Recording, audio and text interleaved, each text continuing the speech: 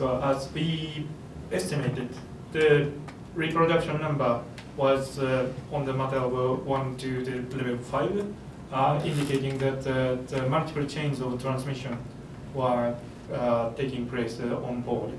And depending on the date of disembarkation, the risk of infection is different.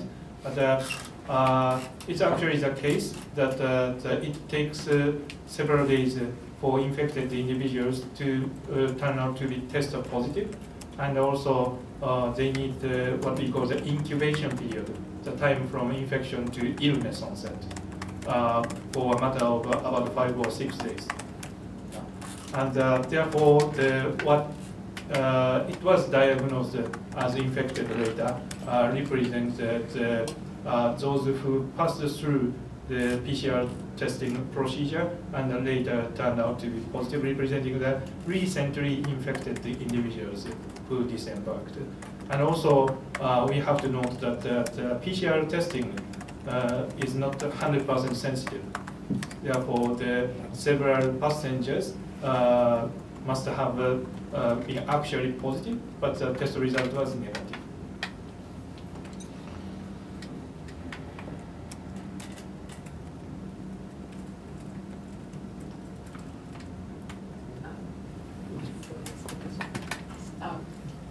So does that mean that some of the Japanese passengers or whoever who had successfully got off the ship, that there is a chance that they may develop symptoms after they is that why now they're asked to stay home for another 14 days just to be safe? That's because that's why the home quarantine is imposed.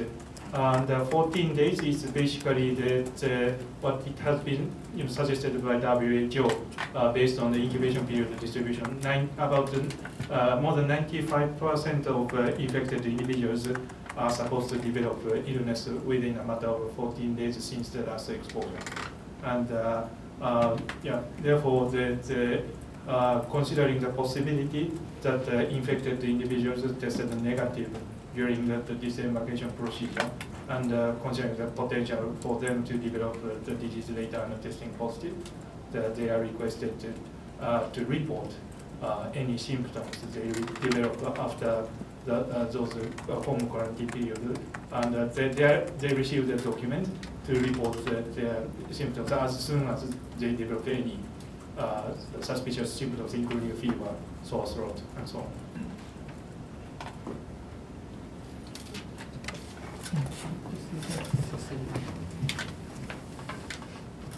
So just to follow on Mary's question earlier, what about the foreigners who choose to stay on? I understand there are a couple of American cases who rejected going on board the chartered flight and chose to stay on in order to so-called escape the 14-day quarantine period at home. 5 Singaporeans, as I understand, disembarked the ship, and they also chose to stay on in Japan for the next 14 days to avoid being quarantined back home. So if we are going to see tourists wandering about, what kind of risk does that pose? Thank you.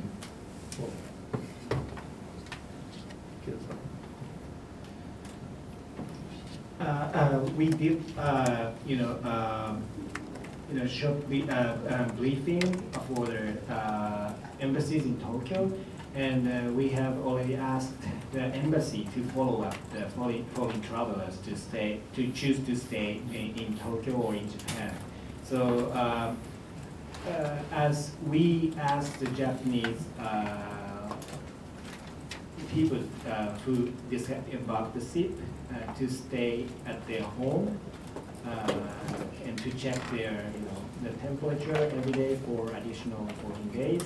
We also asked the foreign people to do a kind of home isolation for additional 14 days to stay in hotels or else. And we asked the embassy staff to check out each individuals how they're how they're doing and how whether they develop fever or not every day.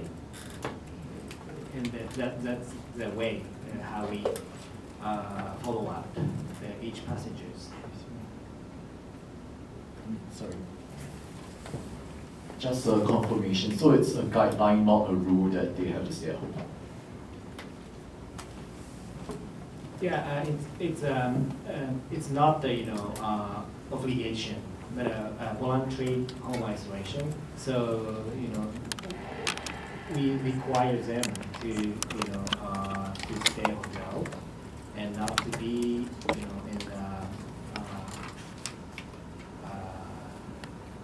if they need to go out, they can. But if they can stay hotel, please do as much as possible. Voluntary home isolation. Any other questions? Based on your research of the Diamond Princess, do you have any theories as to why the ship that docked in Hong Kong and also the other ship that docked in Cambodia did not produce this many infection? Do you have any sort of theories of why we had more than 700 cases on board the Princess Diamond?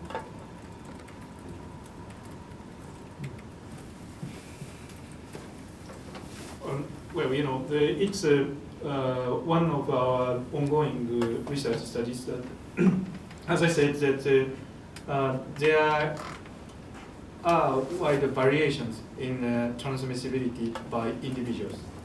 About 90% of infected individuals do not produce any secondary cases, but it's only a problem of 10% of infected individuals to produce secondary transmission.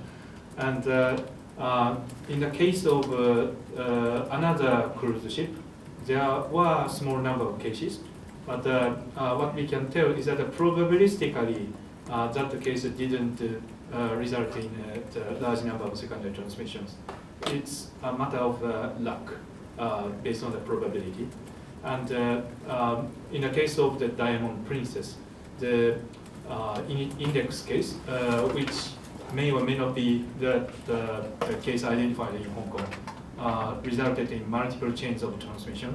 And what it indicates is that the index case was unfortunately one of the transmitters of infection.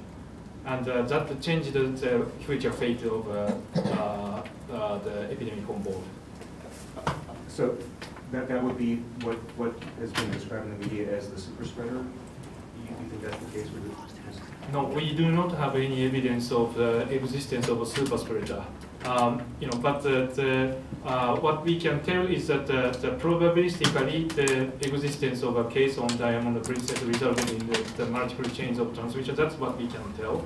But there was no indication that super spreader. As I said, when the epidemic was identified on 3rd of February, it was already a diffuse epidemic. And it's big unfortunate that we do not have much enough information about the epidemic dynamics prior to that date. I just asked because with the ship in Hong Kong, there were, I believe, 6 crew members that were tested positive for, and hence the quarantine. And we saw video of that ship after it was docked in Hong Kong, and people were in public spaces, and they were interacting. They didn't take the rigorous measures that Japan did, keeping them in their own cabins. I just was curious what you might sort of theorize from that. That's actually a very good point. I and Suzuki Sensei are currently working very hard to identify who are actually the cases generating the substantial number of secondary cases. And there can be biological reasons to explain that. For instance, high viral load in the throat could be a possible explanation.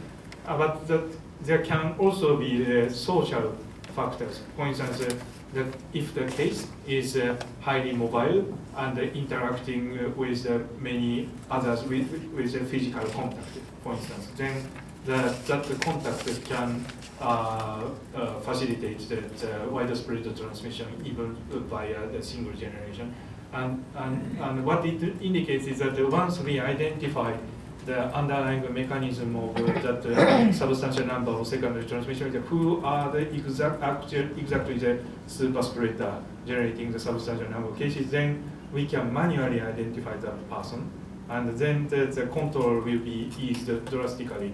And therefore, the researchers at the global setting are working very hard now to figure out any signature of the super spreader causing the substantial number of secondary transmissions.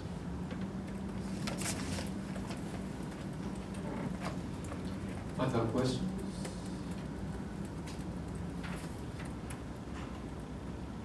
I see none. Mr. Kita, would you like to explain about the other material we distributed? Yeah, so as I mentioned before, these materials I presented today was wrong one, the old one. This was published in February 13th, so that was our mistake. So we already publicized a US report about the death case on the cruise ship. So if you're interested in that, we didn't finalize the translation yet, but I can distribute you the Japanese press release once I got your email address. So please contact me. Thank you.